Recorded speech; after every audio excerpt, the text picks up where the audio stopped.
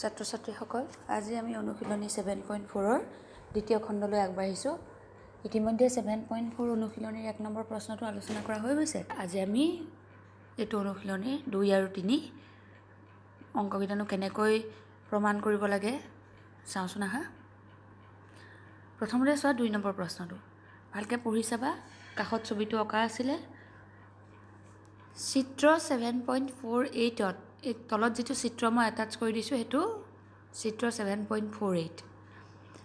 এই চিত্ৰটোত ত্ৰিভুজ A B চিৰ এ বি আৰু এ চি বাহু ক্ৰমে পি আৰু কিউ বিন্দুলৈ বহাই দিয়া হৈছে। তদুপৰি কোণ P B C less than কোণ কিউ চি বি দেখুওৱা যে A C greater than A B. A B C ত্ৰিভুজৰ এ বিক পি বিন্দুলৈ আৰু এ চিক কিউ বিন্দুলৈ বহাই দিলে, ঠিক আছে। আৰু কোণ পি বি চি মানে এই কোণটো কিউ চি বিতকৈ সৰু, কিউ চি বি ডাঙৰ আৰু পি চি বি সৰু। তাৰমানে আমি যদি চিম্বলকেইটা এনেকৈ দিওঁ পি বি চি সৰু আৰু কিউ চি বি ডাঙৰ হ'ল। এতিয়া প্ৰমাণ কৰিবলৈ কৈছে এ চি এ বিতকৈ ডাঙৰ বুলি। এ চিডাল এ বিতকৈ ডাঙৰ বুলি প্ৰমাণ কৰিব লাগে। ডাঙৰ কোণটো যিফালে আছে সেইফালৰ বাহুডাল ডাঙৰ আৰু সৰু কোণটো যিফালে আছে সেইফালৰ বাহুডাল সৰু বুলি প্ৰমাণ কৰিব লাগে। কিন্তু ত্ৰিভুজৰ ক্ষেত্ৰততো প্ৰব্লেম নাছিল, কাৰণ ত্ৰিভুজৰ ক্ষেত্ৰত ডাঙৰ কোণৰ বিপৰীত বাহু ডাঙৰ, সৰু কোণৰ বিপৰীত কোণ সৰু, সেইখিনি আমি আগতে পাই আহিছোঁ। কিন্তু ইয়াতে আকৌ কোণকেইটা বাহিৰ ফালেহে আছে, ভালকৈ মন কৰিবা। কোণকেইটা বাহিৰ ফালে আছে, গতিকে এতিয়া বাহিৰ ফালৰ কোণৰ লগত ডাঙৰ কোণটোৰ ওচৰৰ বাহুটো সৰু কোণটোৰ ওচৰৰ বাহুটোতকৈ ডাঙৰ বুলি আমি প্ৰমাণ কৰিব লাগে। এইটো প্ৰমাণলৈ যাওঁতে বিভিন্ন ধৰণে আমি কৰিব পাৰোঁ। তাৰে ভিতৰত মই এটা নিয়ম তোমালোকক এইটো দেখাই দিছোঁ যে তোমালোকে ভালকৈ মন কৰিবা। চিত্ৰটোত বি বিন্দুত এটা সৰল কোণ উৎপন্ন হৈছে নাই? তাৰমানে এ বি পি কোণ এ বি পি মানে কিমান? 180 ডিগ্ৰী নহ'ব জানো? কোণ এ বি পি মানে হ'ব 180 ডিগ্ৰী। আৰু সেই 180 ডিগ্ৰীটো কিহৰ যোগফল? এ বি চি কোণ আৰু এইফালে পি বি চি কোণ, হয়নে? এই কোণ দুটাৰ যোগফল। তাৰমানে মূল কথাটো হৈছে যে এ বি চি আৰু কোণ এ বি চি আৰু কোণ পি বি চি যোগ কৰিলে কিমান হয়? 180 ডিগ্ৰী হয়, ঠিক আছে। আকৌ চি বিন্দুত চোৱা একেধৰণে দুটা কোণ লগ লাগি 180 ডিগ্ৰী হৈ আছে নাই? প্ৰথম কোণটো কি? এ চি বি কোণ, তাৰমানে এইফালৰ কোণটো, আৰু কিউ চি বি কোণ মানে তলৰ কোণটো চি বিন্দুত থকা। দুইটা কোণৰ যোগফল 180 ডিগ্ৰী, হয়নে?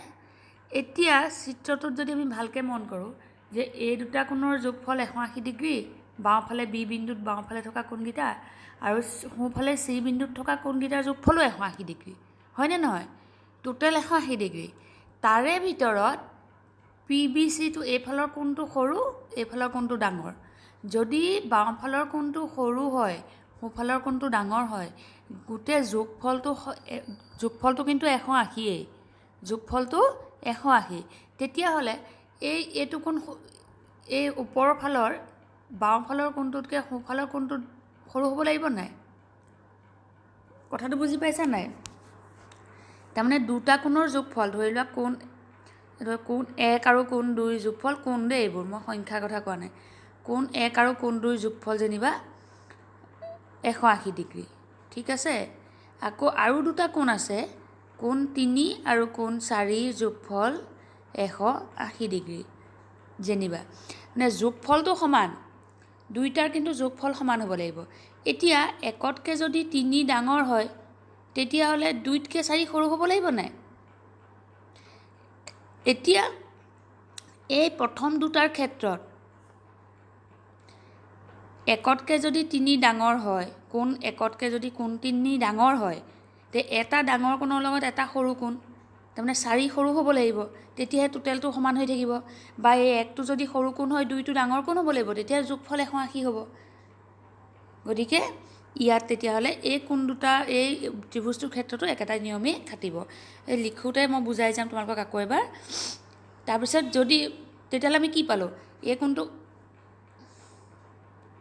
তেতিয়াহ'লে কি পালোঁ, PBC কোণটো সৰু আছিলে আৰু QCB কোণটো ডাঙৰ আছিলে। এতিয়া যোগফল যদি 180 হ'বলৈ হয় তেতিয়াহ'লে কি হ'ব লাগিব, এই ডাঙৰ কোণটোৰ ওচৰৰ কোণটো সৰু হ'ব লাগিব আৰু সৰু কোণটোৰ ওচৰৰ কোণটো ডাঙৰ হ'ব লাগিব। তাৰমানে বি বিন্দুত থকা ওপৰৰ কোণটো C বিন্দুত থকা ওপৰৰ কোণটোতকৈ ডাঙৰ হ'ব। আৰু যদি এই কোণটো ডাঙৰ তাৰ বিপৰীত বাহু ডাঙৰ, AC ডাঙৰ হ'ব, কাতকৈ ABতকৈ ডাঙৰ হ'ব। গতিকে AC ABতকৈ ডাঙৰ। এই কথাখিনিকে আমি চিজিলকৈ খালি লিখিব লাগিব। এতিয়া আমি প্ৰমাণটো লৈ যাওঁ। প্ৰমাণটোত চাবা, মন কৰিবা, প্ৰথমতে আমি কুৱেশ্যনটো লিখিব লাগিব। 2 নম্বৰ কুৱেশ্যন লিখিবা।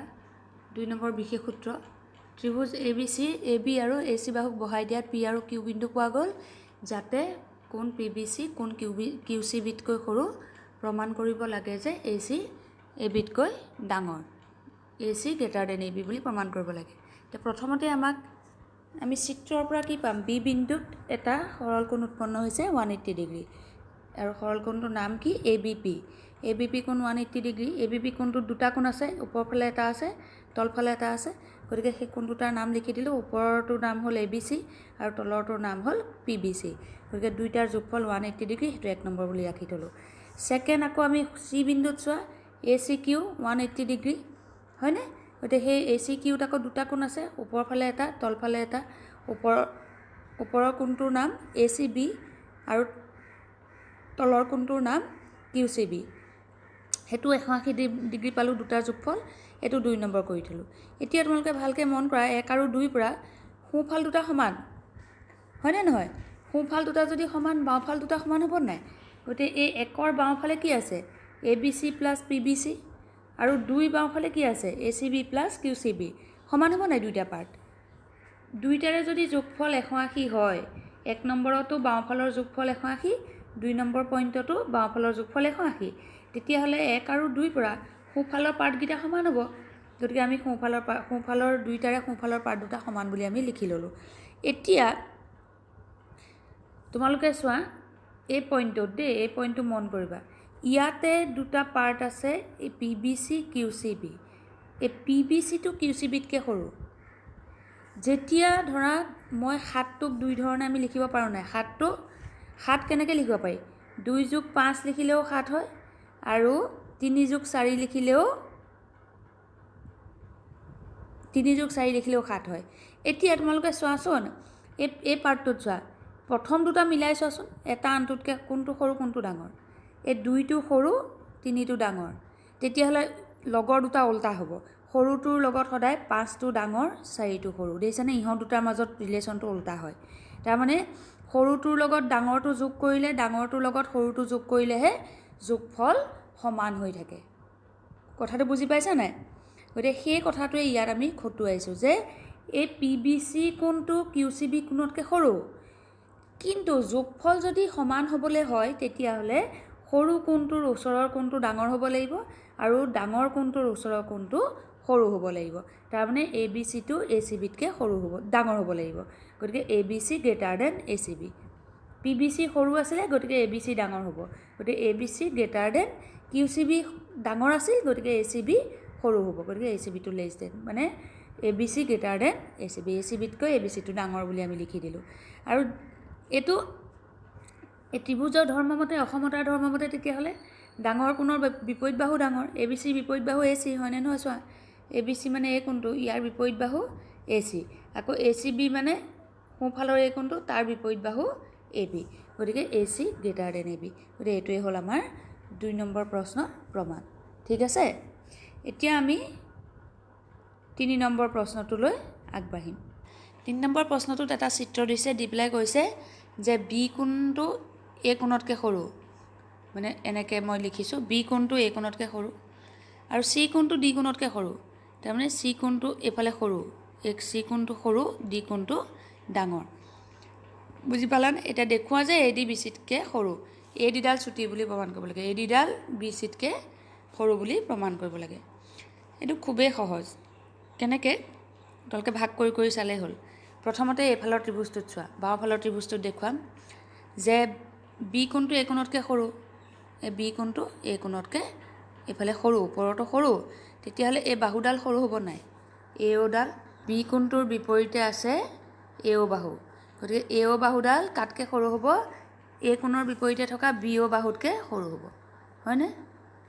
এ অ'ডাল বি অ'তকৈ সৰু হ'ব নাই? ত্ৰিভুজৰ ধৰ্ম মতে এই বাওঁফালৰ ত্ৰিভুজটোৰ ক্ষেত্ৰত, অকল এ বি অ' ত্ৰিভুজৰ ক্ষেত্ৰত হ'ল। সেইটো 1 নম্বৰ। এবাৰ সোঁফালৰ ত্ৰিভুজটোলৈ আহা।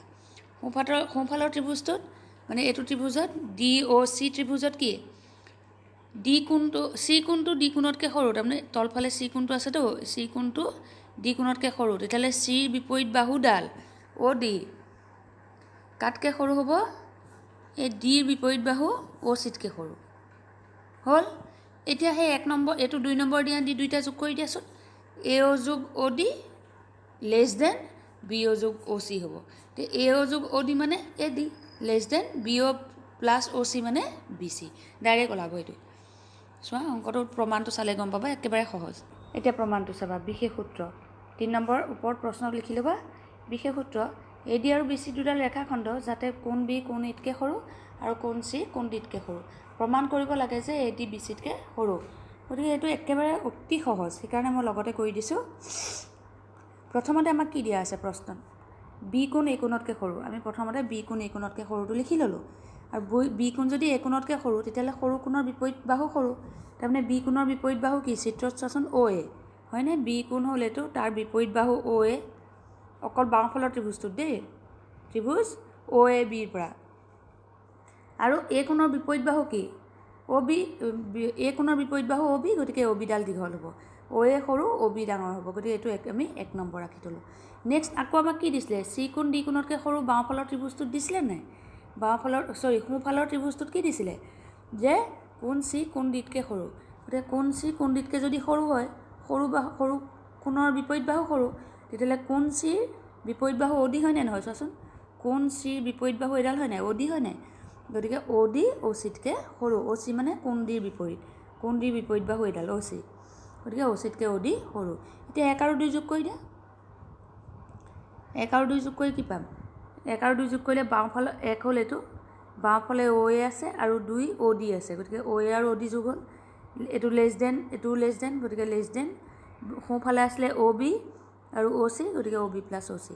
চিত্ৰত এতিয়া চোৱা, অ' এ আৰু অ' ডি যোগ কৰিলে এ ডি হয়, অ' বি আৰু অ' চি যোগ কৰিলে বি চি হয়, গতিকে A D less than B C. সেইটোৱে প্ৰমাণ কৰিবলৈ দিছিলে, A D less than B C. গতিকে এইটো প্ৰমাণ একেবাৰে সৰু। প্ৰথমতে কোণকেইটা লিখি তাৰ বিপৰীত বাহুবোৰ সৰু বুলি লিখি, সৰু কোণৰ বিপৰীত বাহু সৰু, তাৰপিছত যোগ কৰি দিলে উত্তৰটো ওলাই যায়। ঠিক আছে? গতিকে এইখিনিয়ে হ'ল, এইটোৱে হ'ল 3 নম্বৰ প্ৰশ্নৰ সমাধান। গতিকে আজি আমি দ্বিতীয় খণ্ড ইমানতে সামৰিলোঁ এই 2টা অংকৰ দ্বাৰা। Thank U.